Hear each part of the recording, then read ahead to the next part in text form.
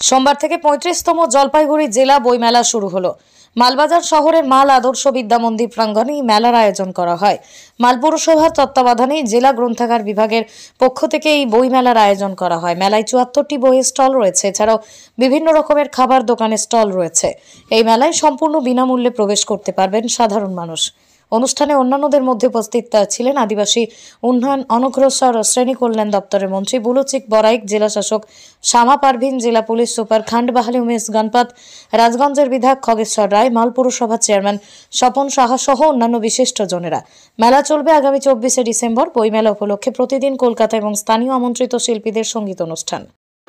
আমরা খুব উচ্ছ্বাসিত এবং গর্বিত। মাননীয় মুখ্যমন্ত্রীর নির্দেশনায় আমরা জলপাইগুড়ি জেলা বই মেলা পেয়েছি এবং এই মেলা নিয়ে আমাদের বহু উৎসাহ থাকে এবং মালবাজারেও এই উৎসাহ কম থাকে না এবং মাল মহকুমার জুড়ে এটা আমাদের উৎসাহ আছে। আমরা এখানে 74টির মতো স্টল আমরা দিয়েছি এবং বই মেলা সাফল্যের সঙ্গে এটার পরিচালনা হবে। প্রত্যেক দিনই একটা সন্ধ্যাবেলা সাংস্কৃতিক অনুষ্ঠান এবং তার সঙ্গে বই বিক্রির অনুষ্ঠানও চলবে। গুরুত্ব তো মারাত্মক, সেটা আমরা জানি, ভীষণ ভালো। আমি নিজের বিশ্বাস করে এবং নিজের তথ্য হয়, যখন আমাদের পশ্চিমবঙ্গে একেবারে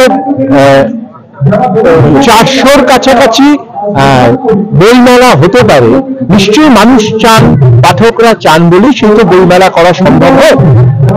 আর বইমেলা মানে কি? বইমেলা মানে তো হচ্ছে আমি বই নিয়ে মানুষের কাছে যাচ্ছি, তো আবার সেই বইটা নিয়ে মানুষ আরেকজনের কাছে যাবে, আরেকজন পাঠকের কাছে যাবে, সে আবার আরেকজন পাঠকের কাছে যাবে, এভাবে চলতে থাকবে। এই প্রক্রিয়া যে আমি বইটা নিয়ে যাচ্ছি, এটার প্রয়োজনীয়তা আমরা প্রতিদিন বুঝতে পারছি, কারণ বই বিক্রি বাড়ছে, নানাভাবে বিক্রি বাড়ছে, নানা ধরনের বইয়ের প্রতি আগ্রহ বাড়ছে। নইলে এত নতুন নতুন বই, এত নতুন নতুন পুজো সংখ্যা, এত নতুন নতুন পত্রিকা এসব তৈরি হচ্ছে কেন? তাহলে আমার মনে হয় বইমেলার গুরুত্ব খুব ভালো। এই ধরনের মেলা জেলায়, ব্লকে, পাড়ায়, এটাই আমাদের কাছে বিরাট কাজের কাজ বলে মনে করি। এটা খুব গুরুত্বপূর্ণ। আমি সামান্য লেখক, তার থেকে সামান্য বই অনুরাগী হিসেবে আমি বলছি, এটার খুব প্রয়োজন। না, সে তার মতো, কোনো মিডিয়াকে কোনো মিডিয়ার ভয় পাওয়ার কিছু নেই। সে তার মতো, বই তার মতো।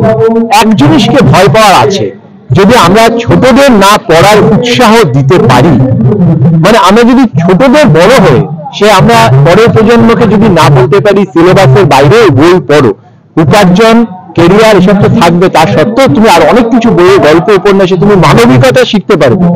এইটা যদি হয়তো লোককে ভয় পাওয়া আছে, যদি কেউ বাধা দিই। আমি একটা কথা বলি, যে যদি আইনের বাইরে গিয়ে কেউ পিডিএফ করেন, সেটা সব রকম বেআইনি কাজের মতোই খারাপ, অন্যায় কাজ। কারণ বইটার শর্ত থাকে, শুধু লেখকের না প্রকাশকের শর্ত থাকে, বইটার এক্সক্লুসিভ একটা ব্যাপার থাকে। এটা তো যে কোনো জিনিসই, সিনেমা যদি নকল করে করা হয়, গান যদি নকল করে করা হয়, সেটা সবসময় খারাপ। কিন্তু বই কাগজের বাইরে যদি কেউ ডিজিটালিও পড়ে, বইটা যদি কেউ পড়ে, আমার যে কোনো পদ্ধতিতেই পড়ুক, ভালো জিনিস যদি শিলালিপি মানে পাথরের গায়ে লেখা হয়, সেটাও তো কোনো অসুবিধা নেই। কোনো ছবি যদি কেউ গুহার মধ্যে এঁকেছিল বলে কি ফেলে দেওয়া হয়? ফেলে দেওয়া হয় না। কিন্তু বেআইনি কাজটা নিশ্চয়ই কঠিন। এবং এটা যেহেতু দেখুন, ভালো ডিজিটাল এই মাধ্যমের যেমন ভালো দিক আছে, কিছু খারাপ দিক বা কিছু সমস্যার দিকও তো আছে। আমার মনে হয় একটা দিন খুব দ্রুত বেরিয়ে যাবে যে এরকম ভাবে আর বই দেওয়া যাবে না। তবে ও ঠিক, পাঠকদের জন্য সবসময় আমি মনে করি এমন সব ব্যবস্থা আমাদের সকলে ভাবা উচিত যাতে বইয়ের দামটা কম হয়।